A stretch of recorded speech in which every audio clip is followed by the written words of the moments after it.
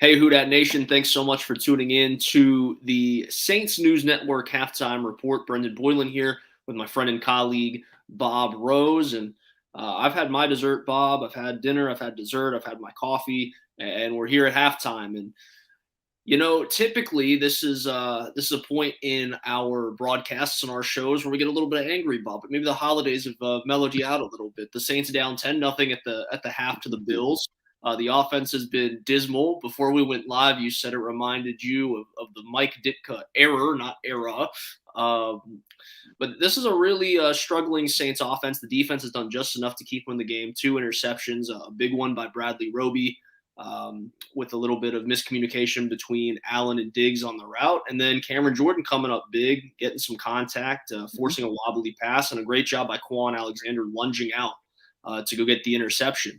But the Saints, like I said, down 10-0.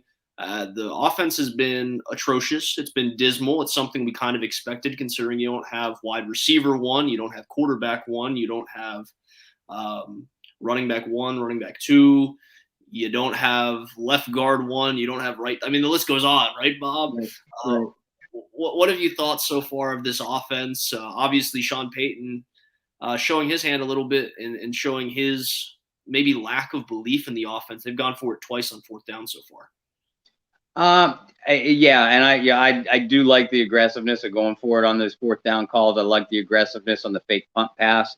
Which, by the way, no, there isn't pass interference eligible on those plays on fake field goals or fake punts. There is holding though, and it's arguable that Blake Gillikin and the receiver could have gotten that.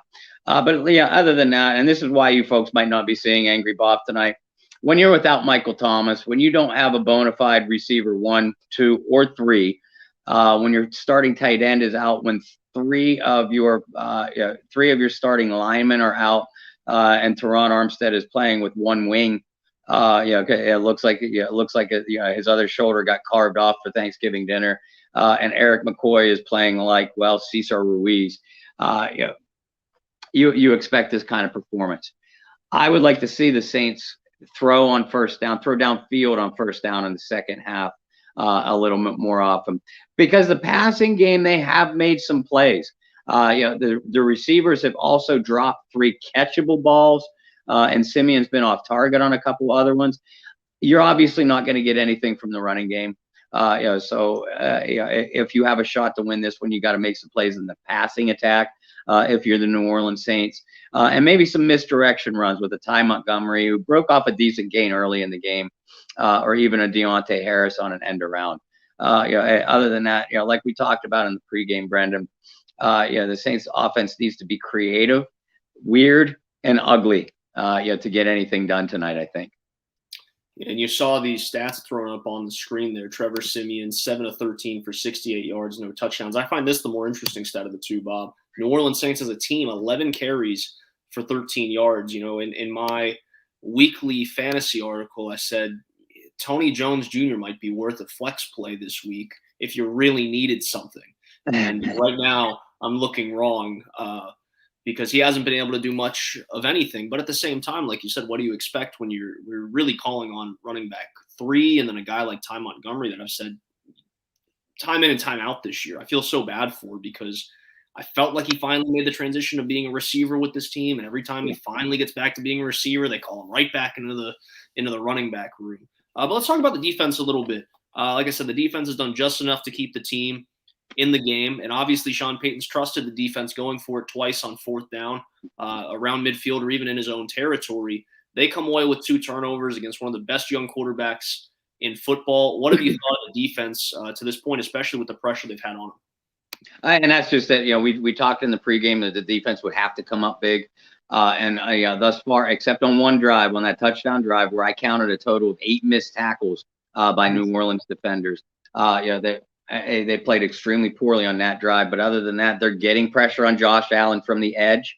They need to do a better job of containing Allen's scrambles. So Dennis Allen needs to make some adjustments, probably with the linebacking core in the second half. In the secondary, Stephon Diggs, of course, is going to get his touches. Same with Cole Beasley. They're just that good. But the Saints are containing many big plays. Other than that one drive, they're doing a pretty decent job of tackling. I'd like to see them stiffen up against the run a little bit. Be a little bit more aggressive in that front seven and in the tackle box. Well, believe it or not, Bob, the Bills only averaging about 3.5 yards per carry at this point Really? in the game. The defense has definitely shored up in the latter parts of the first half. Kept Josh Allen to 13 of 16 for 111 yards. Two of those incompletions, interceptions. Yeah. So the defense, as I said, doing just enough.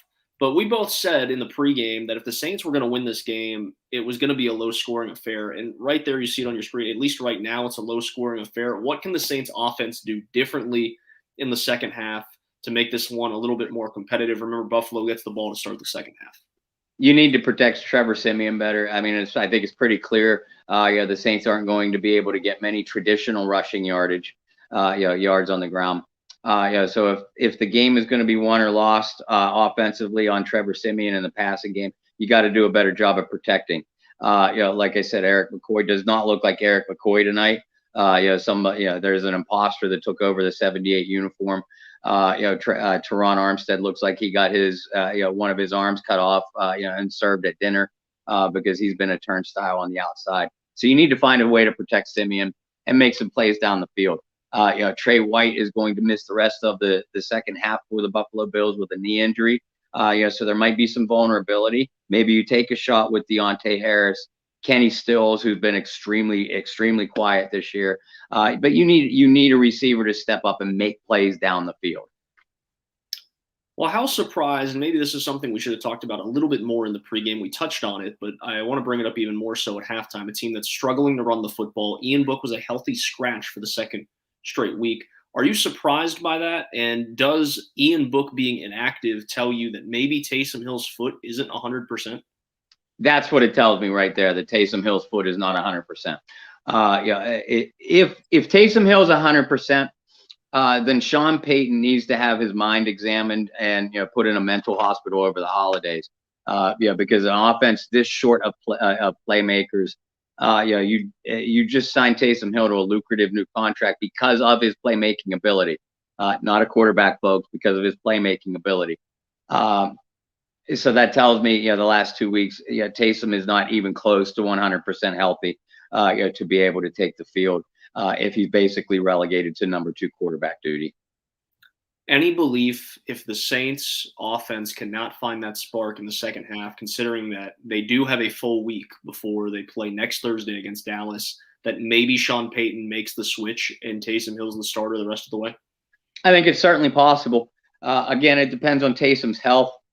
But if Siemian, and Siemian, I think has played okay this first half. He played well on coming back against the Eagles last week against softer coverage. But like you said, if they're looking for a spark, you're not going to get it off the waiver wire. You are what you are at this point. And you're not going to put in a rookie quarterback when you're still mathematically alive for the playoffs. So I do think that if the offense puts up a big goose egg through the second half or close to it, that we could see Taysom at quarterback once he is healthy. Well, Bob, before we let you go, we talked about what the Saints could do offensively to fix some things. You talked about some things the defense could do. But I want to ask you something about the broadcast, because you're at home celebrating Thanksgiving with your family. I'm at home celebrating Thanksgiving with my family. We're neither there, so we're watching the broadcast like everybody else is. What's your analysis of Drew Brees as a color analyst? Boy, I tell you what, I think he's done a spectacular job. There's no questioning his football mind. He's got one of the best brains the NFL has ever seen. But he seems extremely comfortable diagnosing plays. Him and Mike Tirico have a great relationship in the booth. Drew feels like a natural. To me, he's struggled a little bit in the studio. He just hasn't seemed to find his niche or anything like that. As soon as it was announced last year that when Brees did retire, that would be he would take us over studio duties for NBC. To me, I didn't feel that was a good fit. I really like the fit fit he seems to have in the booth, though. I am impressed.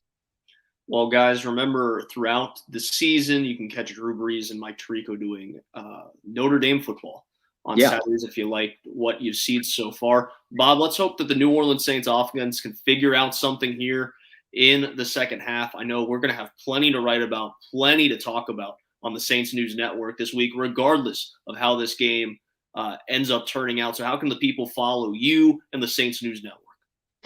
Folks, Who Dat Nation, enjoy the rest of the second half, and please enjoy the rest of your Thanksgiving and holiday weekend.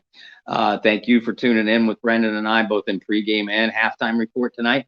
But you can find me on Facebook, Bob Rose, over on Twitter at BobbyR2613, and obviously follow all of us at the Saints News Network, at Saints News on Twitter, or go to the SI.com team page, look for the New Orleans Saints. You'll see our two lovely faces along with John Hendricks and Kyle Mosley doing their pieces on that. Well, you're usually the one to make the joke, but I'll make it now. There's a reason we're on screen doing halftime today, right?